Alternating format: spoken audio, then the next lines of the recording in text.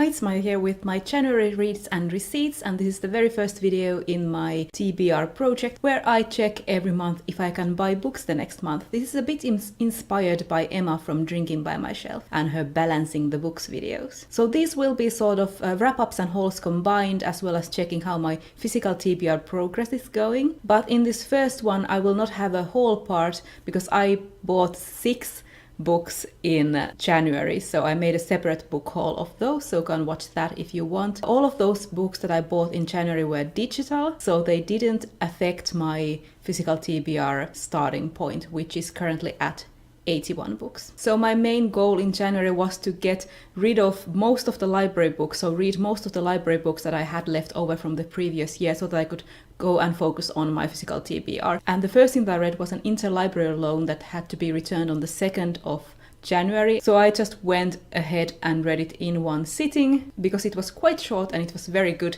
And that was Kissing the Witch, Old Tales in New Skins by Emma Donoghue. And this is a fairy tale retelling collection where the fairy tales are loosely linked. I have seen this around. It's quite an old book, I think. And since I like fairy tale retellings, I wanted to check it out. So these go chapter by chapter. Each chapter is one retold fairy tale, and most of these fairy tales have female-female relationships. And I love the way that they are interlinked in that one character in one fairy tale is always the main character in another fairy tale. For example, the Snow White fairy tale might be told from Snow White's point of view, but at the end, a stepmother character will tell about her youth, where she is another character, a main character in another fairy tale. And completely on brand for me, my favorite fairy tales were Beauty and the Beast and Snow White. And these were back-to-back fairy tales, so they were also interlinked. So I gave Kissing the Witch by Emma Donoghue 4 stars. And the second interlibrary loan that I finished was Elizabeth Hand's Waking the Moon. I had been reading this for a while. It was like a 500-page book, but the writing style was something that made me read it a bit slower, and it's this sort of a old school feeling contemporary fantasy book. Catherine Sweeney Cassidy goes and starts in this new university and meets these 2 people who become her best friends, and then there's also this like secret society, and there's magic, and there's old guards. I thought that the whole book would be set in the university, but it really isn't. There is a time skip later. So what I enjoyed about this book was that I had no idea where it was going. It was so refreshing. I had no idea what would happen next. The thing about this that I wasn't quite sure about was the ending, but then again I read it in a bit of a rush because I had to return this. It might be that it just didn't have the full impact, but I also wasn't quite sure about all the connotations of the story, because there was like a female goddess and then there was the secret society that was very like masculine. And there was this thread of the secret society trying to suppress and being afraid of women's magic. But then again, the goddess in this book was like an old goddess that dealt with human sacrifices and everything. So the main character is sort of against both of these things. I did really like it when I was reading it, and it was very interesting, like I said, because I didn't know what would happen, and it had some great themes. But it didn't leave me completely satisfied on those themes, but I still did give it 4 stars. Then some more library books. I read volumes 1 to 8 of the Bone series by Jeff Smith. This was a reread. I read these when I was, I think, in my early teens. These are so much fun. They're an all ages high fantasy story about these creatures called Bone who happen on this one valley where they meet a grandma and her granddaughter, who are also some of the main characters. And this is a very interesting series because it starts very fun and light, but then it moves on to something quite epic and darker. I actually do prefer the start with a lot of the fun parts, so volumes 1 through 3. Then I wasn't that into volumes 4 and 5. I again liked volumes 6 and 7, which got a lot darker. And then volume 8 and 9. 9 I read actually on the first day of February, were interesting to me because I didn't remember anything about these volumes, even though I did read this whole series. They introduced quite a lot of new elements. They were quite epic, but they were not my favorite, even though I did in the end like the epilogue. And I gave all the volumes in the Bone series 3 or 4 stars, and I would give like 3.5 stars to the series as a whole. And yes, I was still continuing on with the library books. Next I read Ben Aronovich's Lies Sleeping, which is the next book, the newest book in the Peter Grant series. It's an urban fantasy police procedural where the main character is a police officer, and he is also a wizard and belongs to this wizard part of the London Metropolitan Police. I do continue to enjoy these books. I like Ben Aronovich's writing style. I like when he goes through the everyday things that a police officer has to do when he's working on a case, but then I also like the magical parts. But I wasn't quite sure about the ending of this book. I didn't like the ending that much. I was very happy to be back in this world, and I do love the characters like Nightingale, who is my favorite character. I think I say this every time I read one of these books and review them. I really love Nightingale. I gave this one 3.5 stars. So at that point I had read a ton of library books, and I actually finished the first of my own books, but it was an ebook, and that was The Hound of the Baskervilles by Arthur Conan Doyle, which I had started I think back in, was it November? Yeah. I have read this Sherlock Holmes book before, and I gave 3 stars then, and I stick to my 3 stars now. I do prefer the short stories to the novels. Even though the atmosphere of the moors is well done at some parts, some parts are very well written, very atmospheric, but other parts I wasn't that interested in the mystery in the plot. Then finally, nearing the end of the month, I finished a physical TBR book. I finished Jane Yolen's Finding Baba Yaga, which is a novel in verse. It's very short. I really liked it. I like Baba Yaga, and I'm not very used to reading things in verse, but since I am such a sucker for fairy tales and for Baba Yaga, I really like this. I think my very favorite part of this was the very first poem. It's sort of a prologue.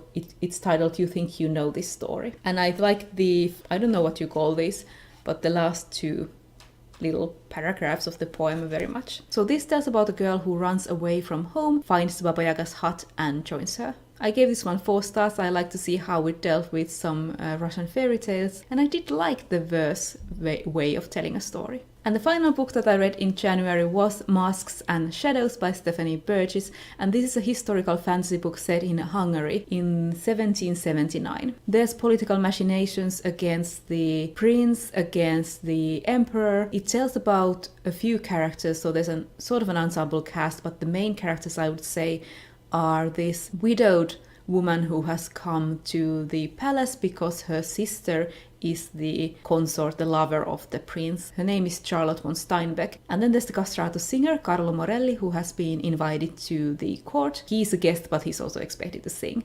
And then there is Charlotte's maid, Anna, I think, who has a gift for singing. So opera plays a big part in this. Haydn was the court composer at the time in real life in history. So Haydn is in this book. The prince really likes opera and has his own opera house on the grounds. And I wanted to like this book a lot more than I did. Like in The Gentleman's Guide to Vice and Virtue, which is also a historical sort of fantasy. It's more a historical adventure. Maybe I want more magic, I want more fantasy in my historical fantasy, which is weird because when I read fantasy stories that are set in other worlds but that maybe don't even include magic, I tend to love them. But it seems that if they are set in our world, if they are said to be historical fantasy, I want there to be more magic. There was magic, there was alchemy, but there wasn't a lot of it. It wasn't the main focus. I also had trouble getting into the main romance between Charlotte and Carlo because Charlotte was so prejudiced at first towards the castrato singer because he was castrato. She kept thinking about him like in a really prejudiced manner. So even though she got past that, I really couldn't get into their romance. So I did give this 3 stars on Goodreads, but when I think about this, I do tend to enjoy the 3-star books that I read a lot more, so maybe it's even a 2.5 stars. I didn't give it 2 stars on Goodreads because it felt like I was being mean, which is weird. It had some great promise in the characters and the themes, but I just wanted more. And also, I was certain that music, that opera, would play a big part in solving everything in the end, and it really didn't, and I was a bit surprised by that. The sun is peeking out behind the cloud at regular intervals, and I don't know what I'm gonna do, but let's try to power through this video, and now we are reaching the fun part of all my TBR projects, and do I get to buy books? So let's first check in the two little challenges that I have going on the background of the bigger challenge, and first of those is the A to Z TBR project, where I try to read a book starting with every letter of the alphabet. I already have 8. Did I get more? Yes, I got F from Finding Baba Yaga. I didn't get M from Masks and Shadows because I already had M. Then can I pull another challenge from my TBR chart? Did I meet the old challenge of reading a hardback? Did I ever? No. So let's move on to the main part of the video. Can I buy books in February? Can I buy a physical book? Yes, I can. I read 2 physical books off my TBR shelf, so I get to buy 1 book in February. It feels a little like cheating because these are quite short books. Even this is like well, it's not short, it's a regular sized book, but this is so small. But I think I am allowed this because I did read 14 things in January, so even though this is short, I get to buy another book. I am thinking of buying The Raven Tower by Ann Leckie, which comes out at the end of the month. I'm not quite sure how I'm gonna buy it yet. Do I want to wait when it comes out and then go check if the big bookstore in my city has it? But that can be dangerous because sometimes they're not that great nowadays in staying on top of the new releases and having everything that I want. Or I wait until the publication day and order it from Adlibris, which is this Nordic online bookstore chain. I can't pre-order through them, so that's one thing. So I would have to wait until the release date and order it, but that's what I'm thinking of doing, because I could also pre-order it from Book Depository. But now I'm sort of between those two options. It might get to me quicker if I order it from Adlibris. So I'm not quite sure, but I decided that I want to buy The Raven Tower by Ann Leckie. Even though it comes out at the end of the month, so I will probably get it in March, but that will be my February physical book to buy. Then do I get to buy an ebook for my Kindle? And yes, I do, because I finished The Hound of the Baskervilles, and with ebooks I have a 1-to-1 policy, so if I finish one, I get to buy one from sale. If I had finished 2, I would have been able to buy one that was a bit more expensive, but now I get to buy one from sale, and I already know what I want to buy. I had narrowed it down to 2 options. Parable of the Sower by Octavia E. Butler is currently on sale for the Kindle for, I think it's 99 cents. It's $1.49 for me because it has the Finnish tax on it. But then I also have An Unkindness of Ghosts by Rivers Solomon as my other option. For me it's $3.71. I think it's $2.99 for American, because I buy from the US store, and this is the US store a monthly deal, so this is for sale on February. So I will actually end up going with An Unkindness of Ghosts because I checked my library, and my library has Parable of the Sower in English, but it only has An Unkindness of Ghosts in physical form in Finnish, and it only has the ebook on Overdrive in English. In Finland, at least, you can't download the Overdrive books onto your Kindle, so I would have to read it on my tablet, and I don't like to read on my tablet and the shiny screen when I have my Kindle available. So I am going to now click and buy An Unkindness of Ghosts by Rivers Solomon. So here we go. I pressed buy now with one click on my tablet, and it is appearing onto my Kindle. So here it is. Now I have An Unkindness of Ghosts, my February ebook buy. Then the final question is, do I get a library book in February? And yes, I do, because I need to read 2 physical books and 1 ebook to get a library book. I have frozen all of my reservations, so now I get to unfreeze one. So I have quite a few interesting library hauls that I have frozen, and I am number 1 on quite a few of those. I am deciding between The Bear and the Nightingale by Catherine Arden and European Travel for the Monstrous Gentlewoman by Theodora Goss. I want to read both of those very much, but European Travel is really long, and I'm feeling like fairy tales since I read Kissing the Witch, and I want to read more fairy tales this year. So I think I am going to go and unfreeze The Bear and the Nightingale by Catherine Arden. Click. Save. Okay, I unfroze The Bear and the Nightingale, so I'm next in line for that. The next due date is the 18th, so I should be getting it during the middle of the month. I am quite excited to finally start this series that a lot of people love. So for full transparency, I do have 2 library hauls that I have not frozen. One of those is Exit Strategy by Martha Wells, the 4th Murderbot novella, because you know I will read it the moment it arrives. My library system only has 2 physical copies. I will not wait any longer than I have to, so I just didn't freeze Exit Strategy, and I think I should get it in March. And I also didn't freeze Dragon and Pearl by Yoon Ha Lee because I asked the library to order it in January. I sent an order request and they replied and ordered 4 books, but they haven't arrived yet, and I am the first in line, and that is not frozen. And currently I have only 2 library books left over. I have Bone Volume 9, which I already said that I read it on the 1st of February.